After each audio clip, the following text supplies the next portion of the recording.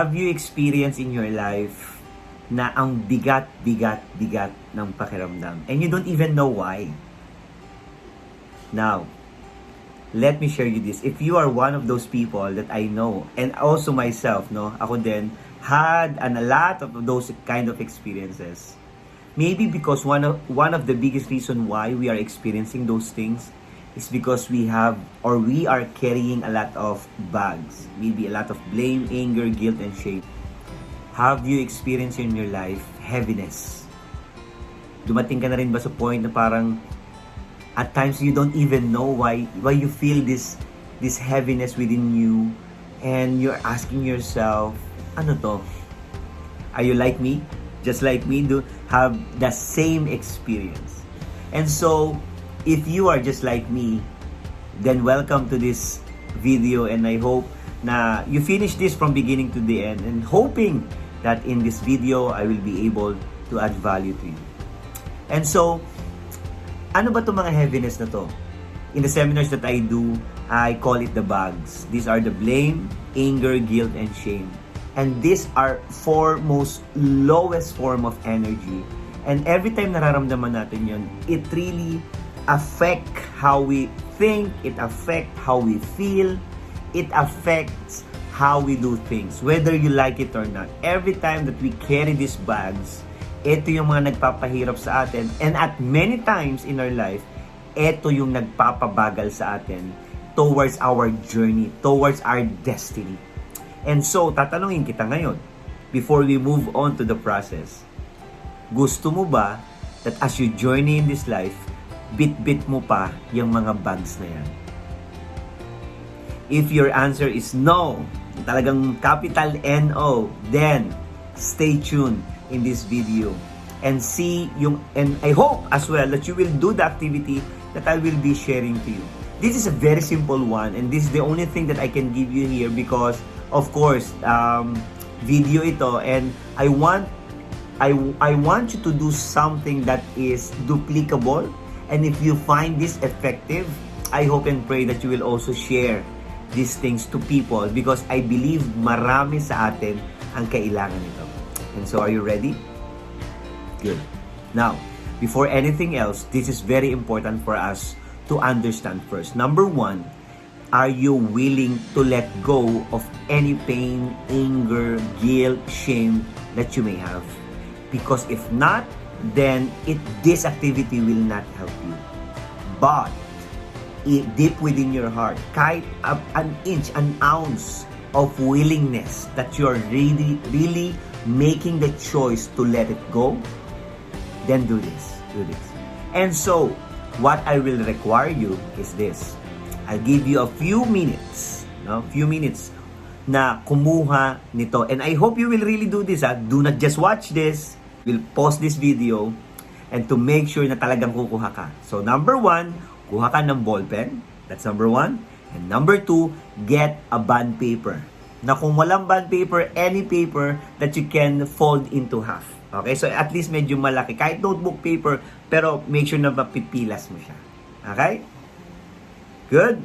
So, at least one ball pen and two bond paper pala. Two bond paper. Okay? Get at least two bond paper. Let's do this.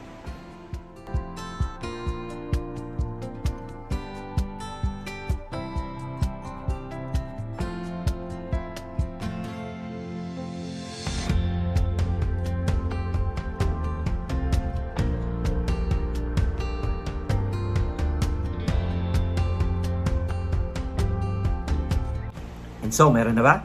Okay, good. Now, here's the thing. Diyan sa dalawang paper na meron ka ngayon, okay, so separate natin siya because there are two things that I will be asking you to do. And I hope as you do this, you really do it 100%. Remember, you are not doing this for me. You are doing this for yourself. Ikaw muna. Huwag mo munang problemahin yung iba. Ikaw muna. Ayusin muna natin yung sayo so that we will be able to help others as well. You ready? Okay, good. Now, this activity that I will be doing today is what we call the power of forgiveness. Naniniwala ka ba that forgiveness is powerful? If your answer is yes, then good. Thank you for staying. Now, bakit mahalaga ang forgiveness? And this is actually something that a lot of people are aware na dapat natin tong ibinibigay.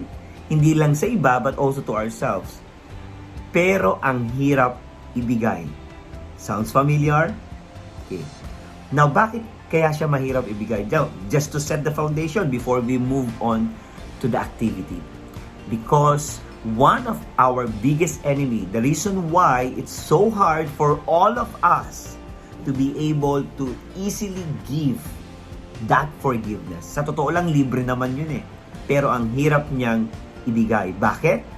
Because of this three-letter word, what we call ego or pride. Yan ang pinakamalaki nating kalaban.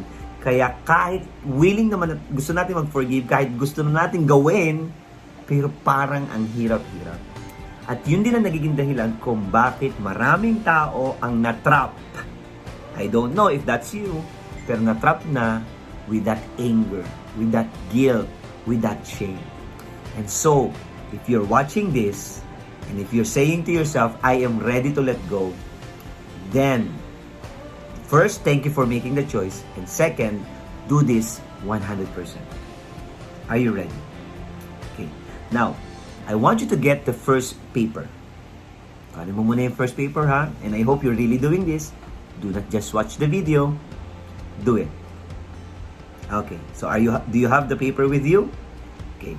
And as well, have the ball pen. Very good. Okay. Now, with that first paper with you, okay, I hope if you're sitting, sit up straight. Okay?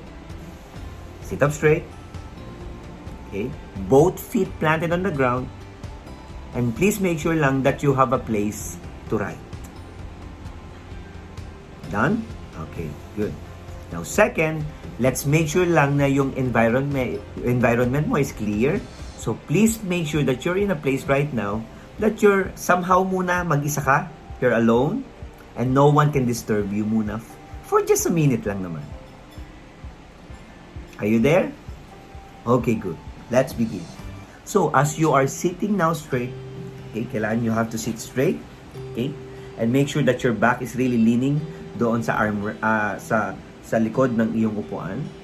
And both feet are planted on the ground. Okay? I want you now to close your eyes. Come on, close your eyes. Don't worry, I cannot even see you. Good. Okay. Now, as your eyes are closed, listen to my voice very carefully.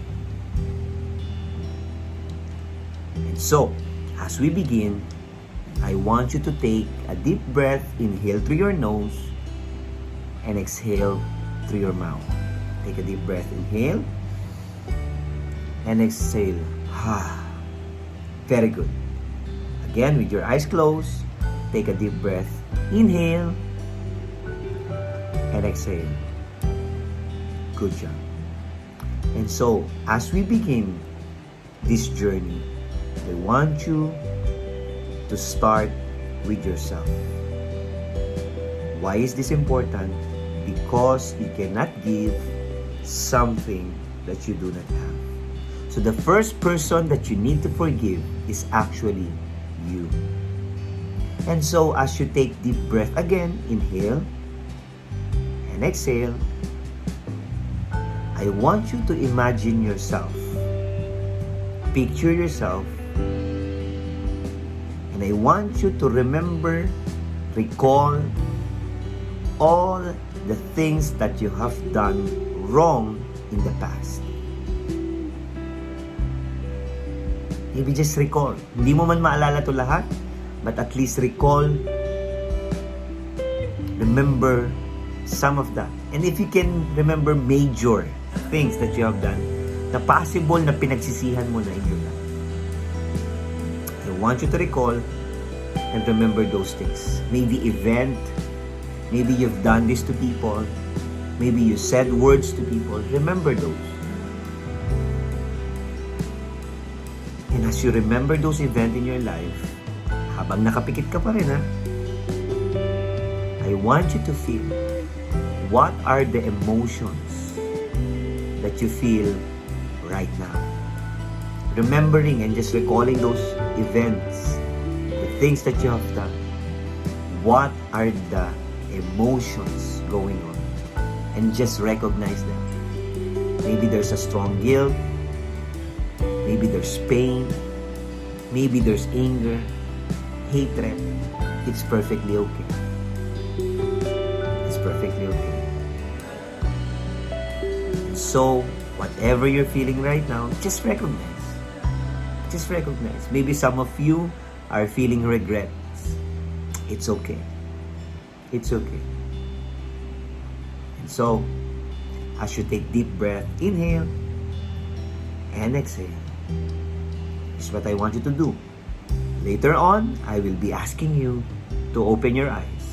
And as you open your eyes, I want you to write down on the first paper lahat ng mga naalala mo. At maybe habang nagsusulat ka, lahat pa ng posible mo pang maalala, go. Malaki naman yung papel, punuin mo yun. And I want you to write it down. And do not just write it down with feelings, with emotion, with intention. Kahit nga hindi buo yung words, just write it in the paper. Why? Because you're gonna be journeying from your head down to your heart, then to your hands, and release it to that paper. Are you ready? And so, I'll be playing a music, and as you open your eyes, I want you to write down everything that you can remember. Lahat na nagawa mo, and don't worry, walang makakabasa niyan. Ikaw lang. Okay? So please, do this. Ready? Go.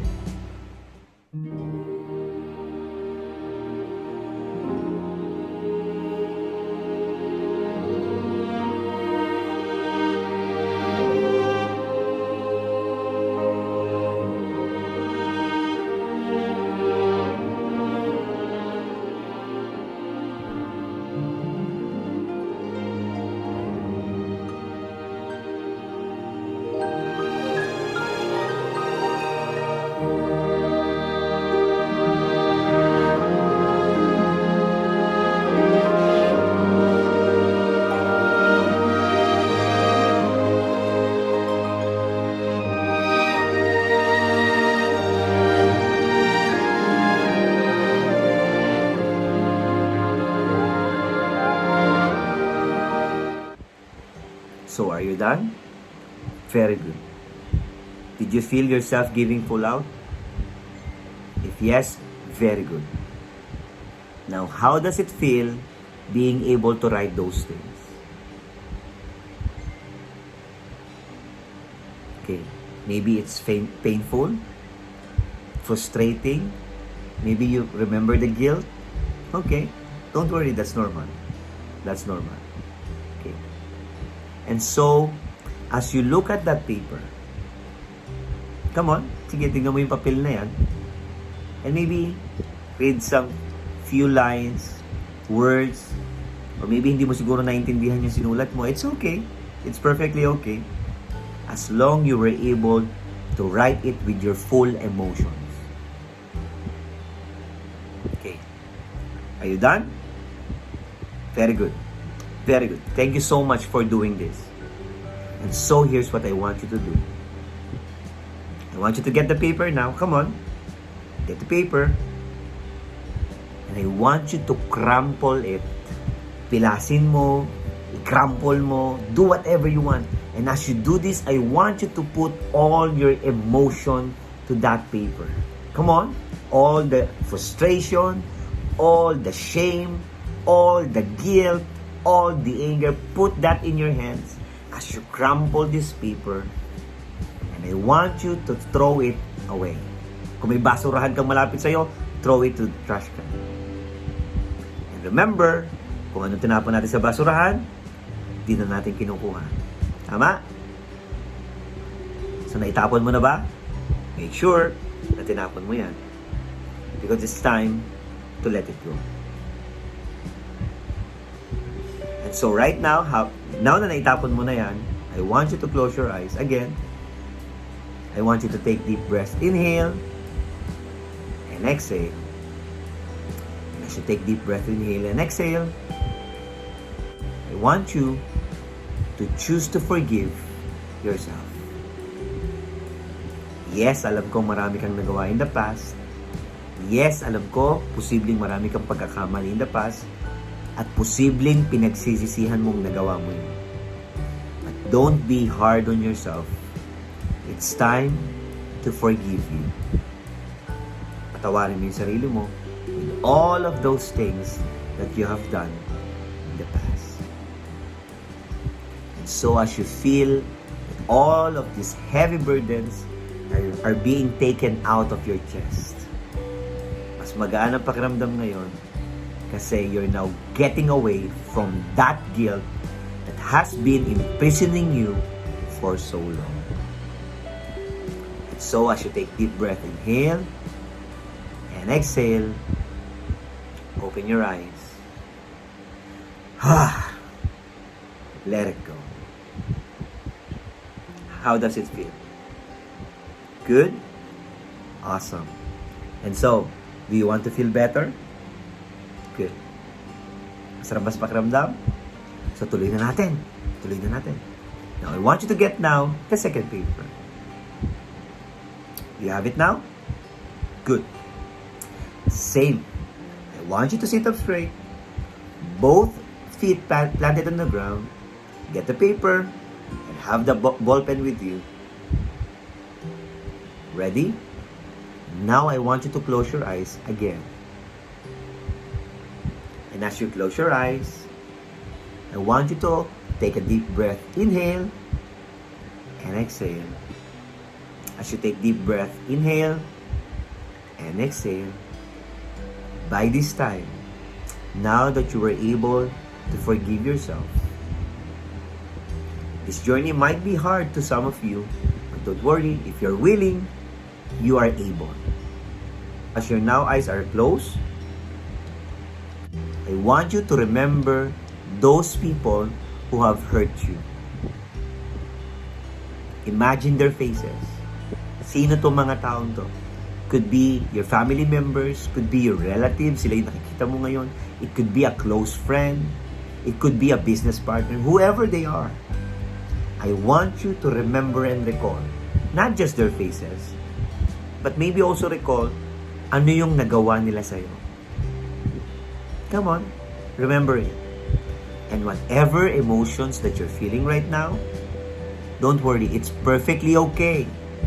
You're safe. You're doing it. And so as you remember these people, as you remember those events in your life, I want you to, as you remember it in your head, I want you to feel it in your heart, and I want you to put all the energy, the anger, the frustration, I want you to bring it straight to your hands and put it on that paper. The moment I will be asking you to open your eyes, and as you open your eyes, I will be asking you to write down everything. Okay? Everything. Wag mong pigilan yung sarili mo. Just everything with all emotion. Kung umiiyak ka, then so be it. If you're angry, then so be it. Just write it down. No reservation. Write down even the names of those people, yung gusto mong sabihin sa kanila, yung ginawa nila sa'yo, lahat yun, isulat mo on that paper. Okay? Are you ready to go full out? I'll give you enough time. Let's do it.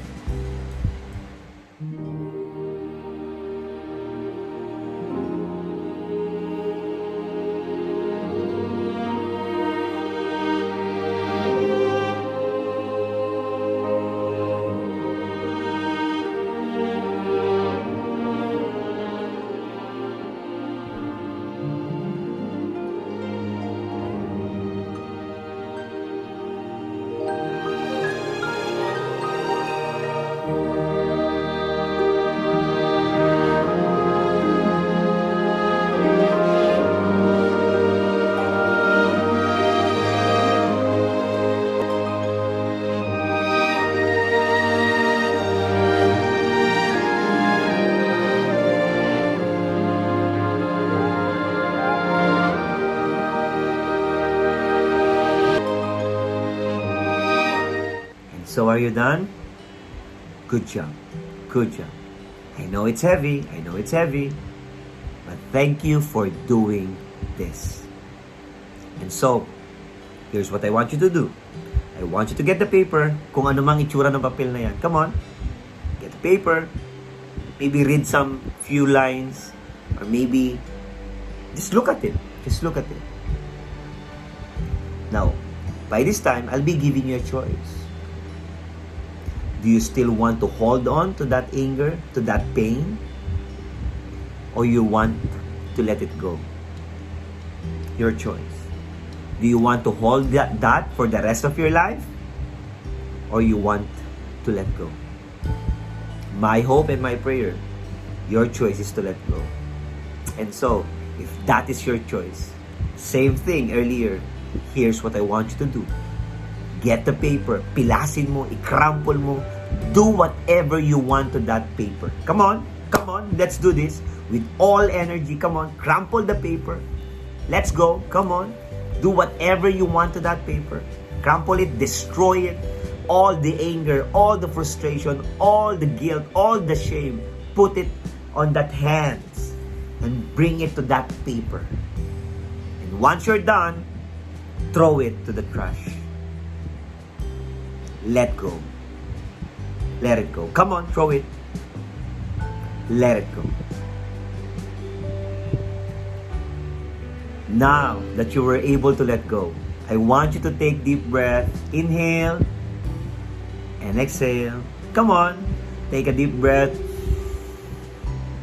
For the last time, again, take a deep breath. Inhale and exhale. Good job. I want you to close your eyes again. For the last time. Come on, close your eyes. And as your eyes are closed, I want you to see yourself being freed of the chains of anger, of guilt, of blaming, shame, and all of those negativities that has been haunting you for so long. Thank you for making that choice.